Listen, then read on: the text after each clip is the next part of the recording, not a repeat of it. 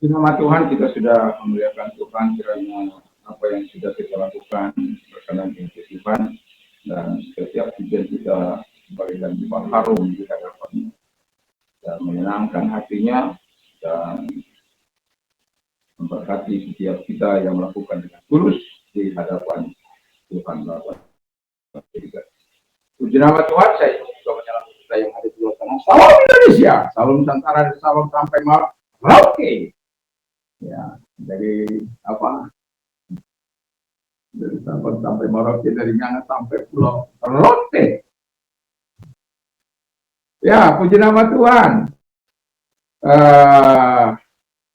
Semoga kita semua sehat-sehat dan kuat dalam pemeliharaan Tuhan dan senantiasa dipelihara, dijagai, diberi kekuatan, dan saat susah kita dihibur, saat kita lelah kita diberi kekuatan, sangat patah semangat, diberikan terus semangat oleh Roh Kudus, oleh Tuhan. Dan sebelum kita mendengarkan firman Allah, kita berdoa terlebih dahulu. Terima kasih Bapa di surga, kami buka hati kami, kiranya jalan-jalan yang kami pilih adalah jalan-jalan yang menyenangkan hati Tuhan, jalan-jalan yang mempermuliakan Tuhan, jalan-jalan yang membawa kami kepada kedamaian Tuhan. Terima kasih Bapa di surga, segala pekerjaan saya kita keluar, urapi kami semuanya, baik kami hamba-Mu yang menyampaikan firman Allah, dan karena kami tahu firman Allah saja memberikan pedang bermata dua, tidak sanggup memisahkan sendi-sendi dan sumsum, dan sanggup memberikan pertimbangan bagi setiap kami. Terima kasih Bapa di surga, dan kami buka hati kami dan kami fokus untuk mendengarkan Tuhan. Dalam nama Yesus, amin. Kita akan baca dulu Amsal 14 ayat 12 sampai dengan 16. Kalau sudah ketemu, saya akan membacakan dulu kita.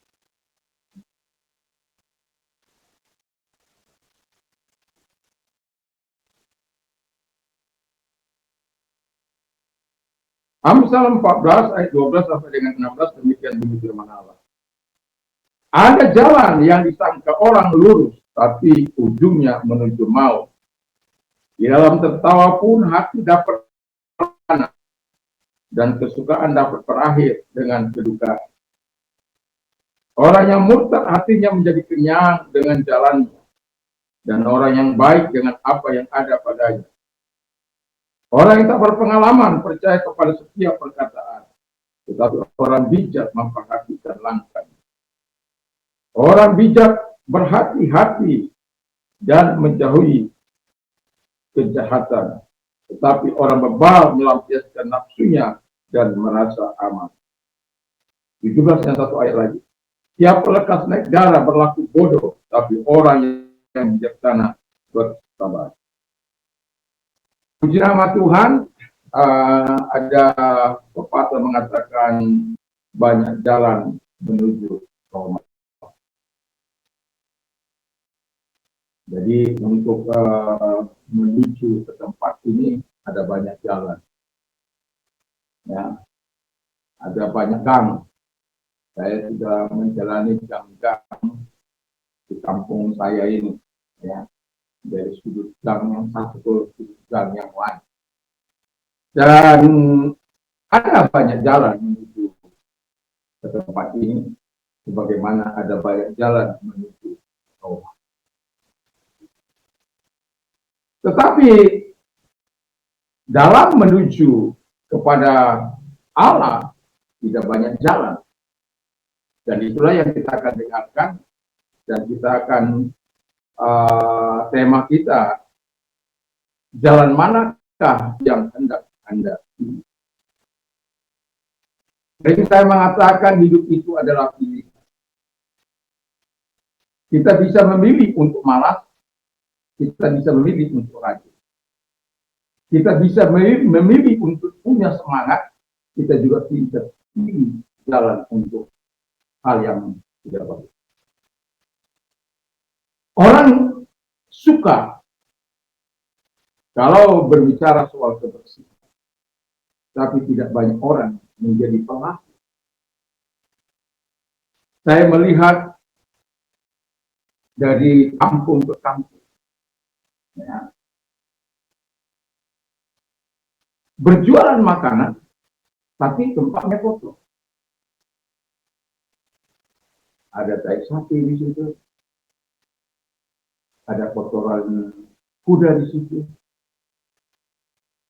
Mau bagi kita sebagai orang yang berpikir sehat, itu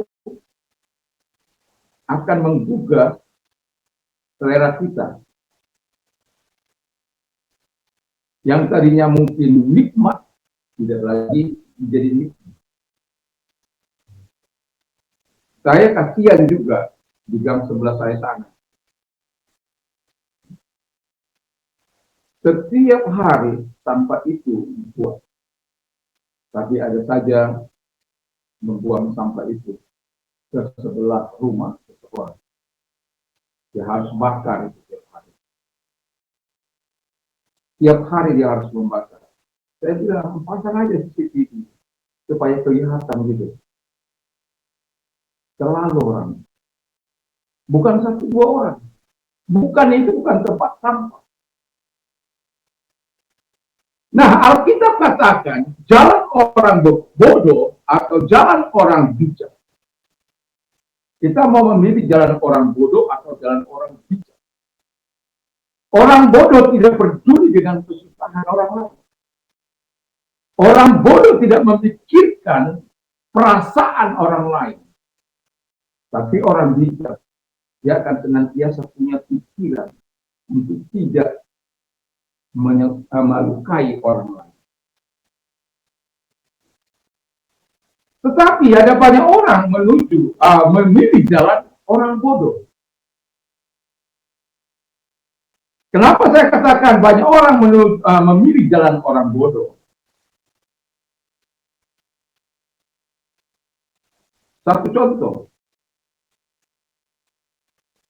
kalau Anda keliling di kampung-kampung, saya tidak sedang menjelekkan kampung saya, tapi betapa banyaknya orang membuang sampah di tempat sembarangan. Makanya anak saya wanti-wanti. Jangan kamu menyapu, tidak kamu taruh di tempat sampah. Kalau menyapu, taruh di tempat yang sampah. Itu bedanya kita.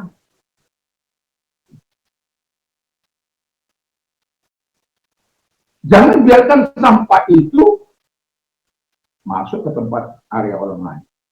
Kalau saya biasanya saya menyapu dari sana, aku lihat sampai sana. Kalau sempat sampai ke sana, tapi kadang-kadang kalau cuma begini paling sampai itu aja. Kenapa? Karena saya berpikir saya setidaknya bisa menolong tukang sampah itu. Tapi kadang-kadang tukang sampah itu tidak saya mampu. Makanya apa? Udah disapu, dibantu, sampah saya nggak diangkat. Sudah dibantu nyapu, udah ada tempatnya. Sampai satu kali saya buang di saya buang di depan sampah itu. Maaf Pak. Kalau sekali dua kali, kalau mungkin begitu, kalau satu kali mungkin saya nggak apa-apa. Saya sudah selalu sering saya melakukan itu. Saya bantu kamu nyapu, bukan saya mau apa saja. Supaya kamu lebih mudah, angkat dong. Tapi sekarang ini sudah berubah, sudah setelah saya marah itu, ya. Karena apa? Saya sudah dibantu, tapi tidak mau mengangkat sampah tadi. Nah, orang bodoh, jalan orang bodoh, dikatakan ada orang menyangka jalannya lurus, tapi itu nyaman. Orang sudah taruh, jangan membuang sampah ke laut, jangan membuang sampah ke sungai, tapi dibuang juga sampah itu.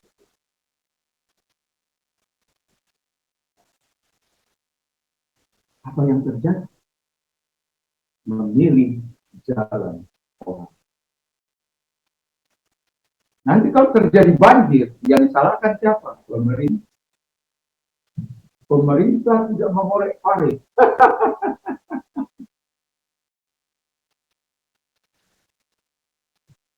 Ya, sampah dibuang ke parit. Kalau saya ingatkan,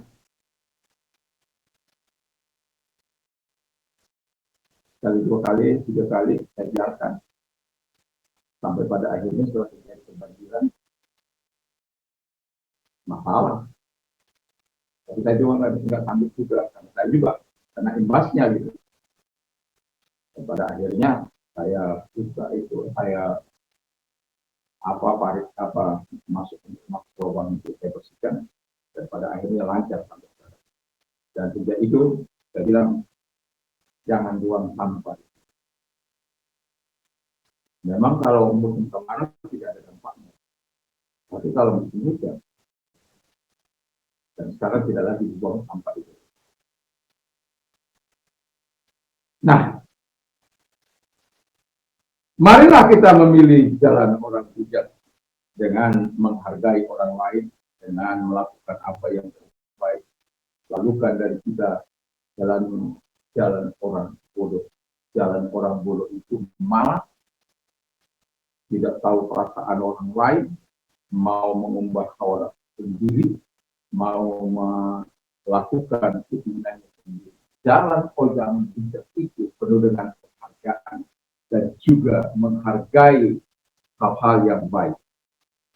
Yang kedua, dikatakan dalam Matius 7 ayat 34, jalan sempit dan lebar. Ini kalau jalan sempit dan lebar, tentu tidak banyak orang yang suka jalannya. Saya mulai muda, ya, mulai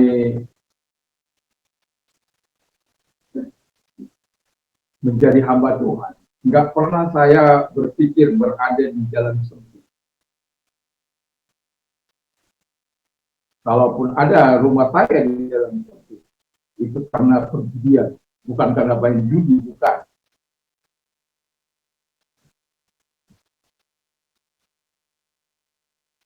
Karena pada waktu itu di beberapa meter dari tempat saya itu juga, ya kalau diambil tanah mereka, tanah saya masih utuh gitu.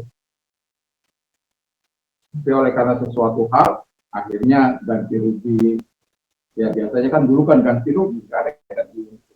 Kalau sekarang saja ada ganti rugi. Kalau dulu ganti rugi. Jadi orang pada tidak mau, dan pada akhirnya biarkanlah. Makanya saya punya rumah di jalan apa itu, Nyuningan, kami masuk gang masih. Walaupun bisa mobil, tapi satu mobil, ya, satu mobil, tidak bisa buat apa-apa. Dan itu sebabnya saya tidak ingin ada di situ, karena memang saya tidak pernah berpikir untuk berada di jalan sempit. Dari dulu saya berpikir selalu ada di jalan yang besar. Sejak saya sekolah Alkitab, saya selalu minta berada di jalan besar. Nah, karena saya berpikir kalau jalan kecil ada masalah, tidak bisa berbuat apa-apa.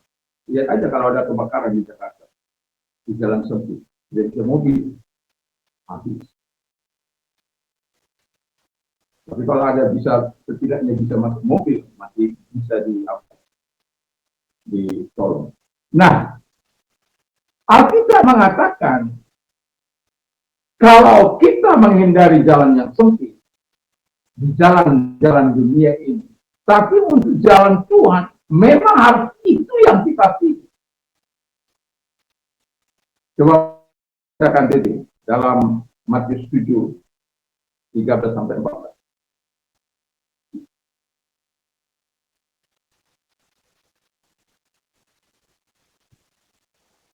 Matius 7 12 14. Masuklah melalui pintu sekat itu, pada itu orang pada dengan orang lainnya. Iya. Karena kita lakukan juga pelajaran yang diperlukan dan kritik orang lain. Iya. Kalau di jalan dunia ini kita menghindari jalan yang sempit, tapi di jalan surga, di jalan keselamatan itu kita harus masuk melalui. Karena kita katakan dengan jelas, tidak banyak orang mau masuk melalui. Karena apa? Ada aturan-aturan main di situ. Kita tidak bisa memuaskan hawa nafsu kita di situ. Seperti yang dilakukan oleh orang-orang di padang tanah. Begitu brutalnya, anak-anak dipukul, kaca-kaca dipecahkan, dan macam-macam. Coba baca titik satu ayat. Mengapa mereka melakukan itu? Yohanes 16 ayat 2.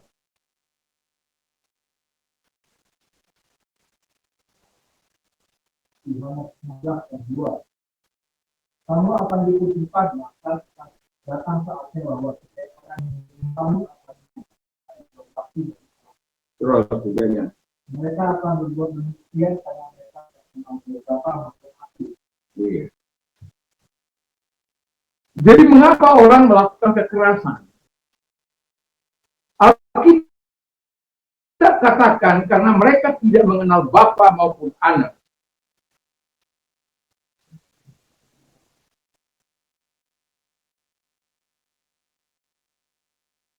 Seandainya mereka mengenal Bapa maupun Anak, mereka tidak akan lakukan itu.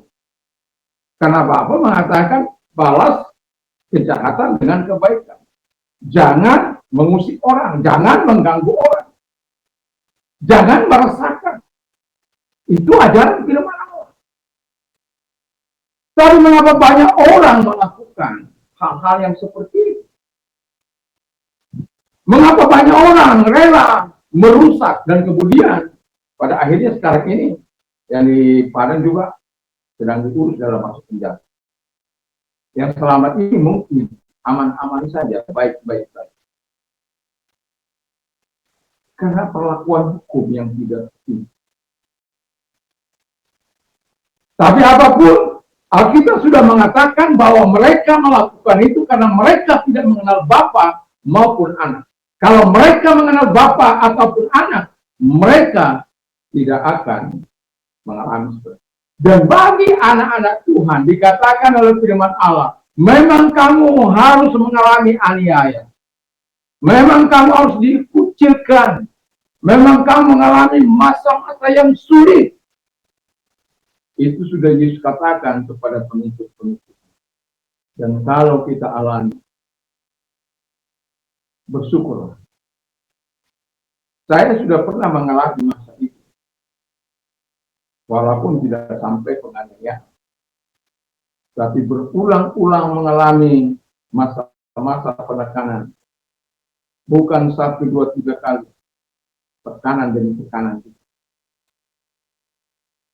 Tapi karena kita bukan melakukan kejahatan, orang melakukan pelacuran, itu didiamkan.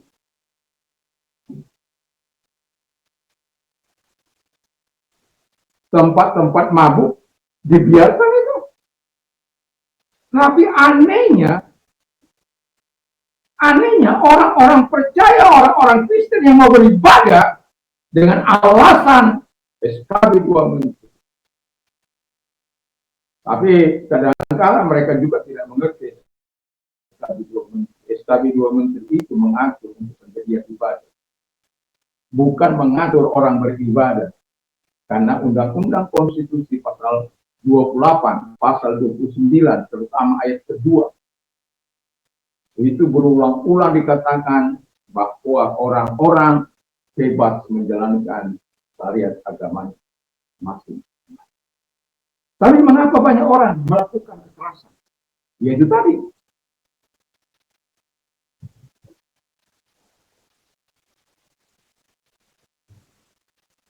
Lalu saya pernah ditanya, kenapa? Memangnya orang Kristen tidak pernah melakukan kekerasan? Ya, Pernah. Tapi orang Kristen melakukan kekerasan itu karena ketidaktaatan. Karena kegigilan hati. Karena memilih jalan yang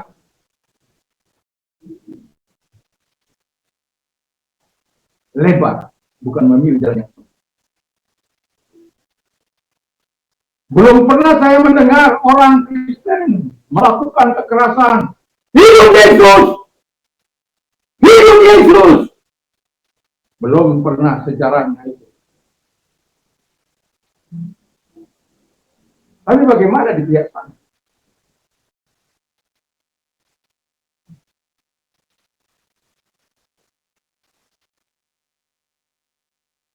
Kita tidak perlu lagi takut. Bagi saya tidak perlu lagi takut bersuara. Karena masalah ajaran. Kita bersyukur disuruh kamu dianiaya, balas dengan yang baik. Jangan kamu balas dengan yang jahat.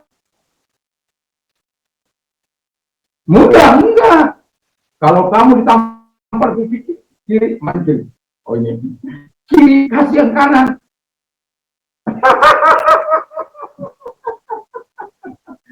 Ada teman saya bilang begini. Sudah saya kasih dia kiri, dikasih kanan, saya kasih kanan. Kan sudah habis, tidak ada. Saya tonjol. Tidak begitu.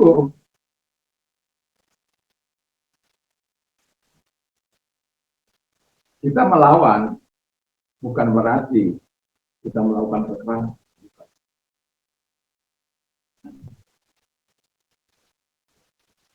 Kita berjuang bukan dengan kekerasan, tapi dengan kaidah-kaidah hukum yang ada. Itu sebabnya saya bersyukur kepada para sahabat-sahabat saya yang tenang. Kenapa? Mereka tidak balas.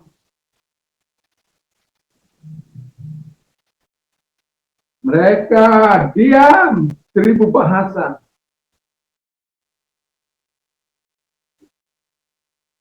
Lebih baik mereka melakukan dengan cara-cara itu. Dan itu yang benar. Walaupun itu sangat sulit. Karena ada tekanan, ada intimidasi. Apa nggak ada intimidasi di apa sana? Ada. Nggak ada. Apa nggak ada intimidasi di apa sana? Di mana? Di Cidayu sana? Ada.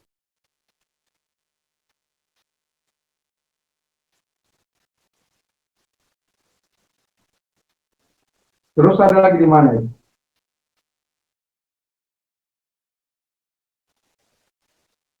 Kalimantan Barat. Dan itu baru pemimpin yang benar. Kenapa? Tidak akan dibiarkan seorang intoleran.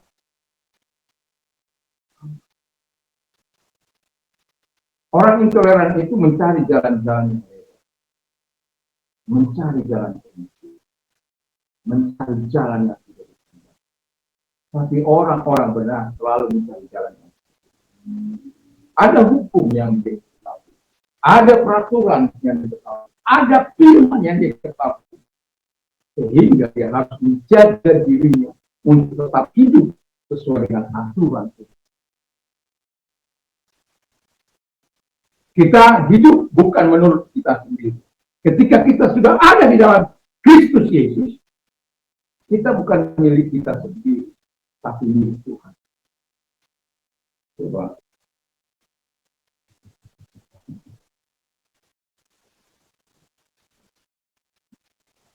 Saya ingat ini.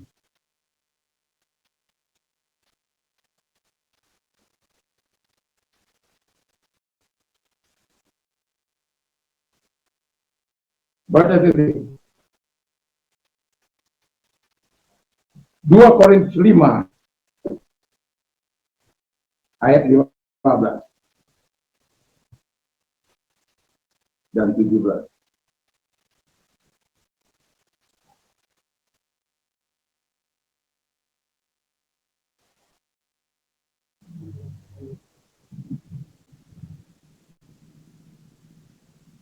2 Korintus 5 ayat 15. Dan Kristus telah mati untuk orang mereka yang hidup bagi dia yang telah mati dan telah dilakukan mereka. Jadi siapa yang ada di dalam Kristus, dia adalah ciptaan baru. Nama sudah berlalu, menjadi yang baru. Iya, jadi Kristus sudah mati bagi kita. Dan supaya kita itu tidak hidup untuk diri kita sendiri. Ini sedang saya hafal baru kemarin. Tapi saya masih belum bisa mengulang. Kita tidak dibiarkan untuk mengikuti hawa nafsu kita. Itu sebabnya ayat 17 dikatakan dengan jelas. Kalau engkau hidup di dalam Tuhan, yang lama, yang dalam Kristus, if anyone is in Christ, is a new creation. All things have passed away. Behold, all things become new. Jadi barang siapa ada dalam Kristus, dia adalah ciptaan baru, yang lama sudah berlalu, sesungguhnya yang baru sudah datang. Itulah sebabnya dia memilih jalan. Harapan saya, kita sebagai orang yang diberikan akal budi oleh Tuhan, mari kita memilih jalan yang diberkati Tuhan. Memang tidak mudah, tapi Tuhan sudah memberikan kita Yesus, Bapa jadi menyertai kita, Roh menyertai kita, ada firman yang bisa kita baca, yang terus akan menguatkan iman kita. Yang ketiga kata firman Allah, jalan kejahatan atau kebenaran. Yohanes 14 ayat 6. I am the way and the truth and the life. No one comes to the Father. Akulah jalan dan kebenaran dan hidup. Tiada seorang sampai kepada Allah kalau tidak melalui aku. Di dalam 1 Tesalonika 5 ayat 22, jauhkanlah dirimu dari segala jenis kejahatan.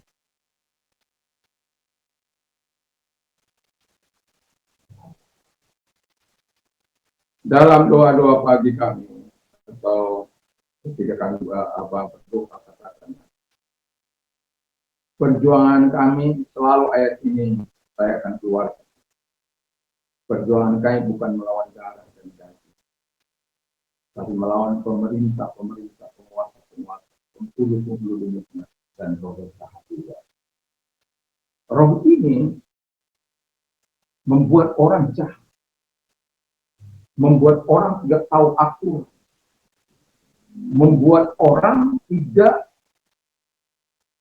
tahu berterima kasih, membuat orang malas, membuat orang menipu sesama teman sendiri pun ditipu, atau melakukan hal-hal yang tidak menyenangkan hati Tuhan, menentang, memberontak, melakukan apa yang tidak disukai Tuhan, dan melakukan apa yang disukai oleh Tuhan.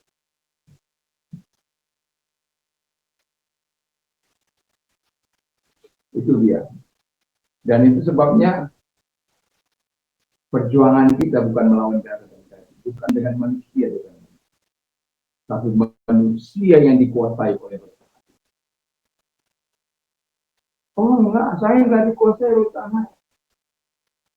Kalau pikiranmu kotor, kamu dikuasai oleh Allah.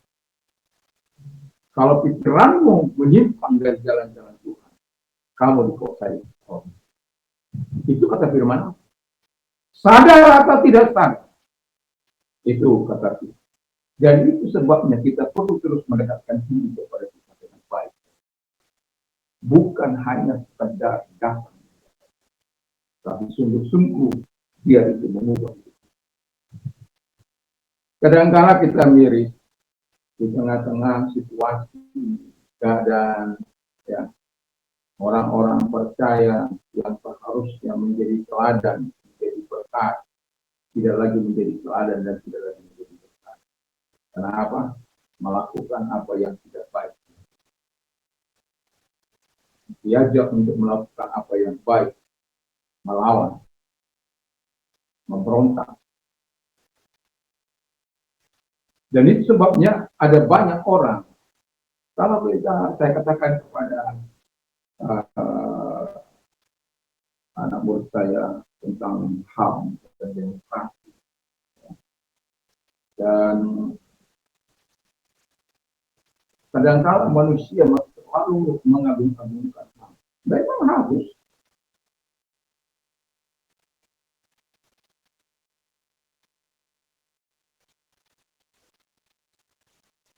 Satu contoh,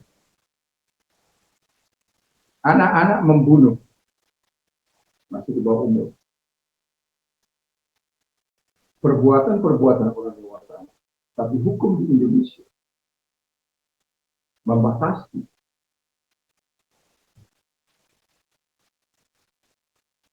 Saya pernah baca di Amerika seorang anak yang sudah membunuh dengan santainya dia, karena dia berpikir masih anak-anak. Tapi hakim itu betul-betul menjadi percuma bagi dia. Baru dia menangis.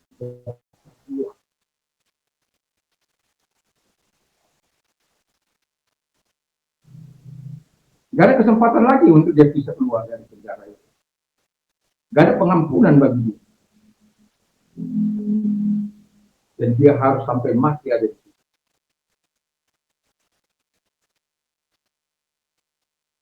Karena memang dalam persidangan itu dia mengerikan. Ada orang memilih jalan sesat. Tapi kita sebagai orang benar, berkata aku adalah jalan yang benar. Tiada orang sampai kepada Allah kalau tidak melalui. Jadi kalau kita mau sampai kepada Allah hanya melalui. Kenapa saya katakan demikian hanya melalui? Dan itu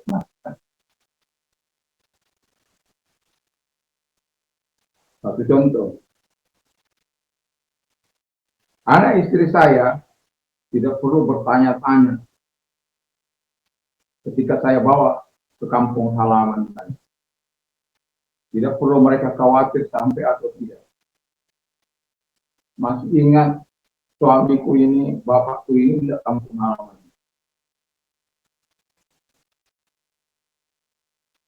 Sampai enggak kan. Tidak perlu bertanya-tanya seperti itu. Kenapa? Saya sudah berasal dari sana.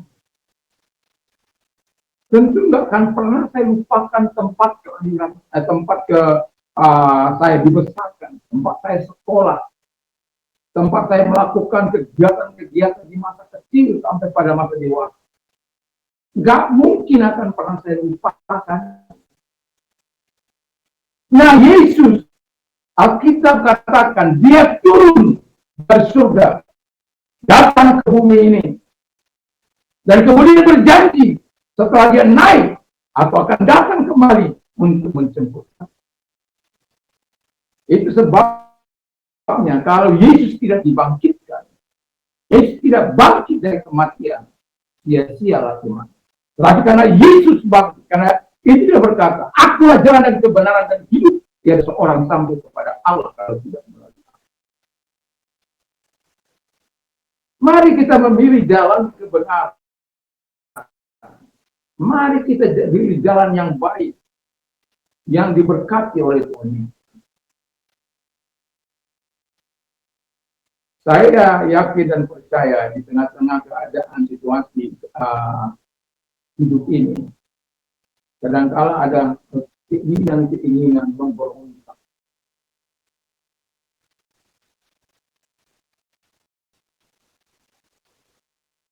Saya melihat situasi, saya sama istri saya baru lari-lari ke lebih di sana, ada perumahan itu, ditangkap begitu banyak rumah-rumah yang disita oleh bank.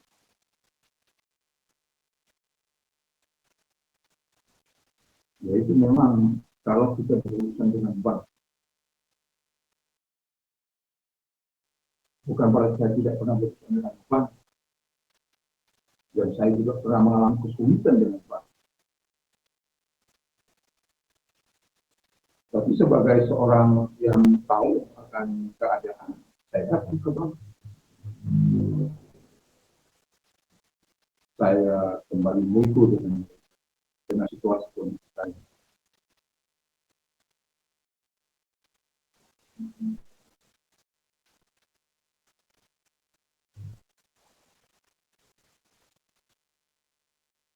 Dan akhirnya bank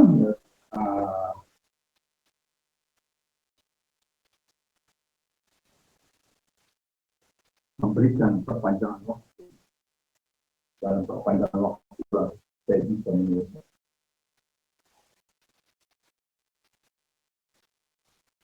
Saya bilang saya bukan orang yang karena saya tidak pernah tidak bayar gitu. Tapi memang karena situasi kondisi saya alami masa-masa sulit yang tidak pernah saya bayangkan. Saya datang langsung ke bank minta apa. Dan selama ini saya tidak mau bercerita. Karena apa? Kalau saya belum lunas, ini mau minta. Tidak. Saya hanya mau menyaksikan kemurahan Tuhan dan pertolongan Tuhan.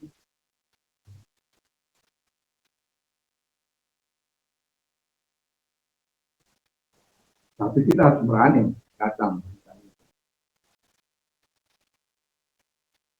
Dalam masa perpanjangan waktu yang diberikan. Dan sampai dikatakan berapa punya uang, kirim segera. Oh, itu senang sekali. Ada perpanjangan waktu dan ada uang, kirim. Itu saya senang itu. Dan pada akhirnya selesai.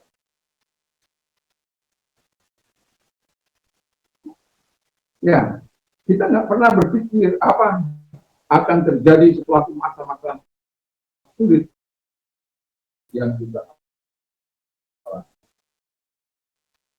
dengan disita oleh yang dalam pengawasan bank ini. Satu bank itu ada BRI, ada apa, maka itu Mandiri, ada apa saja.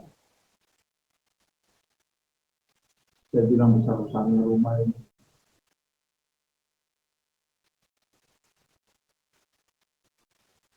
Apa yang mau saya katakan? Ketika walaupun kita hidup sesuai dengan firman Allah, bukan berarti tidak ada masa-masa sulit. Walaupun kita hidup dalam kebenaran, bukan berarti tidak ada masa-masa pencobaan. Yakin dan percayalah selalu ada pertolongan.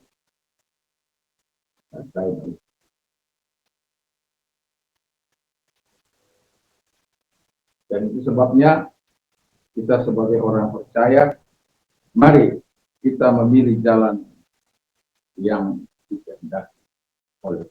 Saya tidak tahu jalan mana yang kita. Jalan orang bodoh, jalan besar itu jalan kejahatan. Tapi sebagai orang percaya, pasti kita harus memilih jalan orang. Jalan sempit itu, walaupun penuh dengan aturan, penuh dengan apa yang istilahnya pengendalian diri, nggak bisa menyenangkan. Kita sebagai orang yang percaya, kalau saya melihat dalam kebenaran firman Allah, bagaimana Israel yang hebat, yang menjadi biji mata Tuhan, pun tidak disayangkan. Kenapa? Melakukan jalan-jalan. Jadi buat. Mereka dipilih menjadi biji mata Allah, menjadi spesial di mata Tuhan. Tapi apakah Tuhan biarkan terus? Tidak. Tuhan hanya melatih mereka 70 tahun di itu. Itu kurun waktu yang tidak singkat, 70 tahun. Tapi Tuhan bilang begini kepada mereka melalui Yeremia, supaya mereka mendirikan rumah-rumah mereka. Anak-anak mereka harus dikawinkan, perempuan maupun laki-laki, supaya jangan berkurang. Wah, itu dia, supaya jangan berkurang.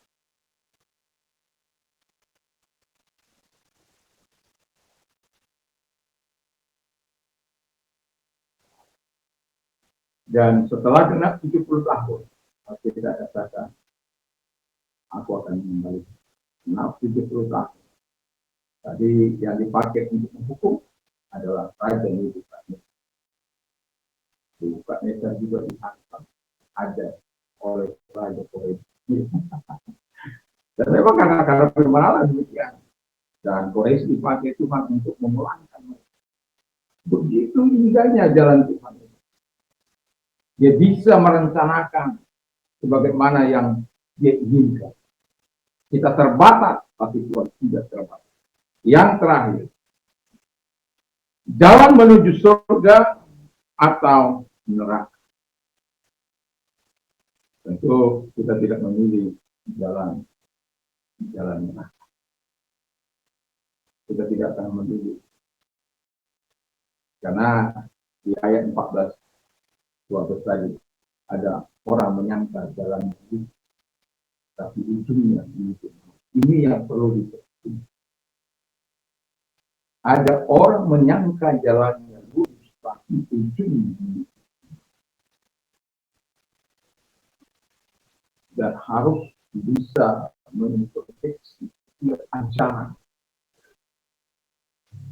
ajaran yang kita terima. Di YouTube itu ada banyak sekali. Kadang-kadang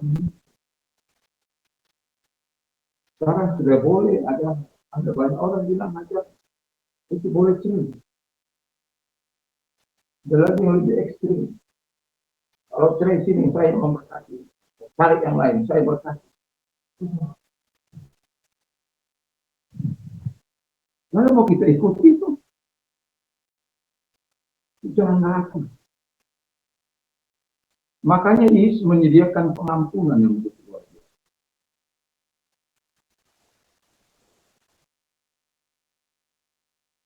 Makanya ketika orang, dan walaupun karena itu saya harus menderita, saya harus memilih jalan kebenaran. Jalan yang dikehendaki oleh Tuhan. Jalan menuju surga. Kenapa saya katakan pada suatu waktu ada orang yang merasa berkuasa,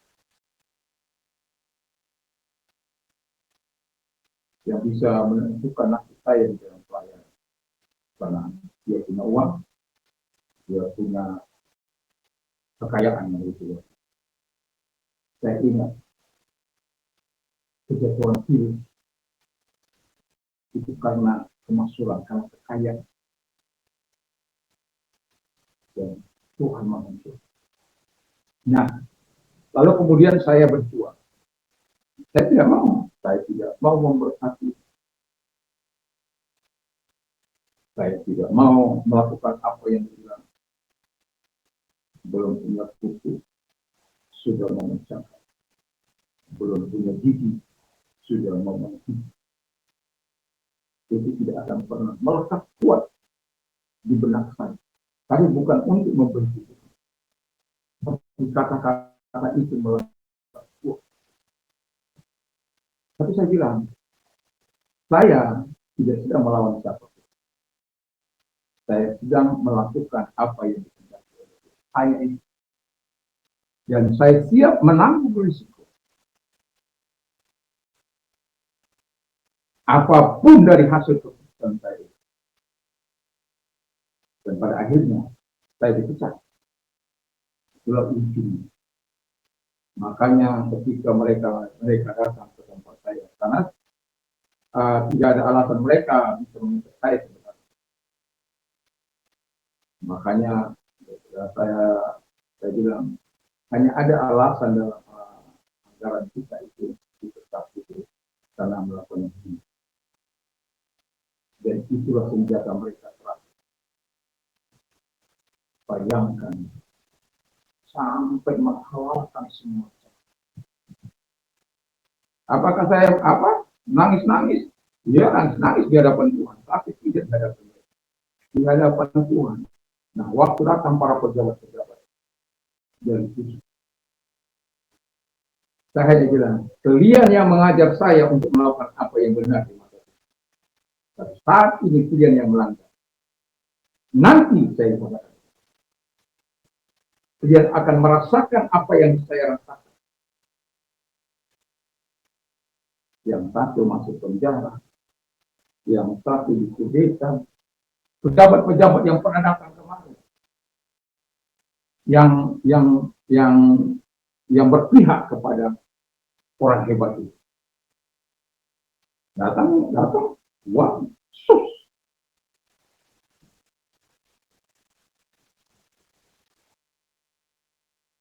Dan saya merasakan pertolongan itu.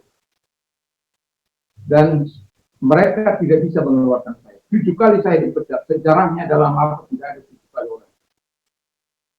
Tapi saya 7 kali dipecat. Tidak ada orang 7 kali dipecat.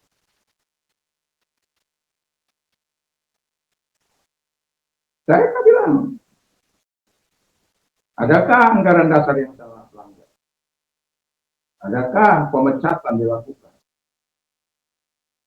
Makanya mereka nggak pecat, mereka belum panggil saya ke sana.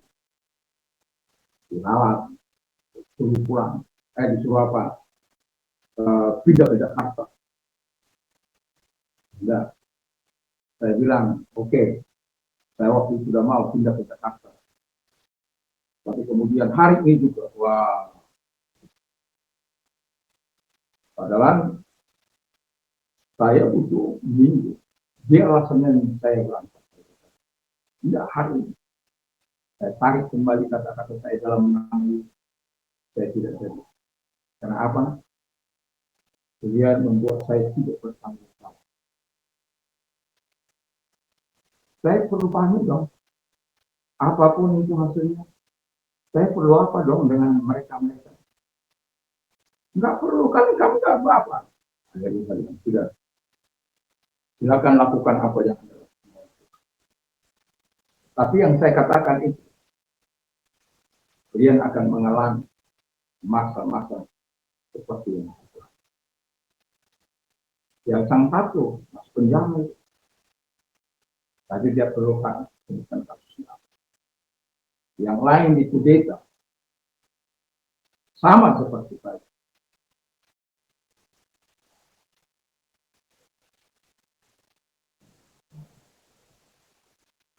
Jadi memilih jalan neraka, kita akan mengalami sesuatu. Tapi memilih jalan Tuhan, kita akan mendapat sesuatu yang baik. Bukan berarti tidak ada bencana. Itu yang mau saya tekankan. Kalau kita memilih jalan neraka, kita pasti hancur. Tapi kalau kita memilih jalan surga, Tuhan akan menjadi pembela kita. Tuhan akan menjadi penolong. Tuhan yang menyatakan segala kebaikannya kepada kita. Bukan berarti kita bebas dari segala tantangan persoalan itu. Tetapi yang saya ketahui, yang saya alami, dan saya rasakan. Ketika kita mengalami masa-masa itu, Tuhan tidak akan pernah meninggalkan. Satu ayat yang saya katakan menjadi hikmah di dalam hidup saya adalah segala perkara dapat tersambut di dalam hidup yang memberikan kekuatan.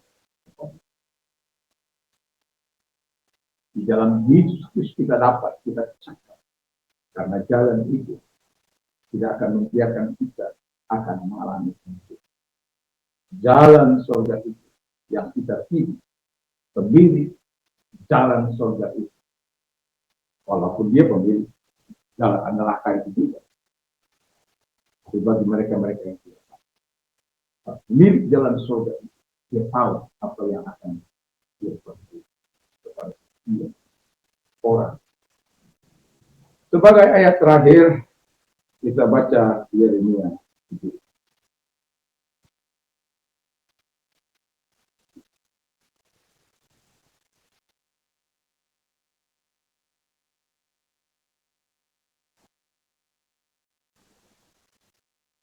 Saya baca ayat 9 dan 10. Betapa liciknya hati, lebih licik daripada segala sesuatu. Hatinya sudah membatu. Siapakah yang dapat mengetahuinya? Aku Tuhan yang menyelidiki hati, yang menguji batin untuk memberi balasan kepada setiap orang setimpal dengan tingkah langkahnya, setimpal dengan hasil perbuatan. Jadi jangan pikir Tuhan itu tidak tahu apa itu. Dia akan membawa kita kepada jalan yang diberkati. Ketika kita karena kesusahan kita, karena kita ketaatan kita mengalami kesusahan, Tuhan akan memberi. Tapi kalau kita mengalami kesusahan karena ketidaktaatan kita, dan Tuhan yang akan kita. Saya tidak tahu jalan mana yang kita bisa berjalan. Tapi inilah sebagaimana firman Allah. Inilah jalan orang bijak. Dan inilah jalan yang bersih. Dan inilah jalan kebenaran dalam hidup kita. Dan inilah jalan surga. Kiranya Tuhan memberkati kita dalam diri dan kiranya Tuhan menolong kita untuk selalu berada di jalan itu. Walaupun suka, walaupun suka, tapi ketahui Tuhan akan menyertai kita.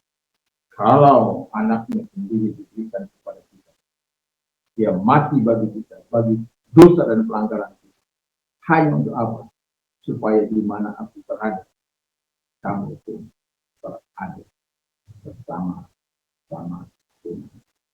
Doa dan harapan saya, baik kita di tempat ini, baik mereka yang ada di luar sana. Pilihan ada di tangan ketua. Pilihan ada di dalam kontrol dan kendali. Tapi sebagai hamba Tuhan, saya mau himbau jalan orang-orang bijak, memilih jalan yang sempit dan memilih jalan yang benar dan memilih jalan ada wih atau kepada keimanan. Wih ada sebagaimana janjinya kita akan bersama-sama dengan dia. Dan puji Tuhan kita berdoa. Terima kasih Tuhan, kiranya Tuhan menolong kami di firman Allah bahwa pilihan selalu ada di tangan kami, bukan di tangan siapa. Kami percaya segala pilihan yang kami tentukan akan menentukan masa dan jalan yang kami pilih adalah jalan yang kau kenal. Terima kasih Bapak, karena kami mau melihat dan menikmati segala kebaikan dalam hidup. Sebentar kami akan mengadakan perjamuan dan Tuhan memberkati dalam hidup. Amin.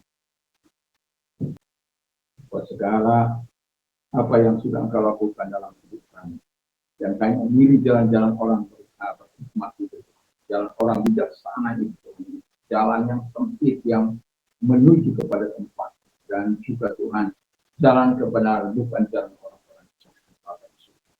Dan juga kami memilih jalan menuju kepada Tuhan.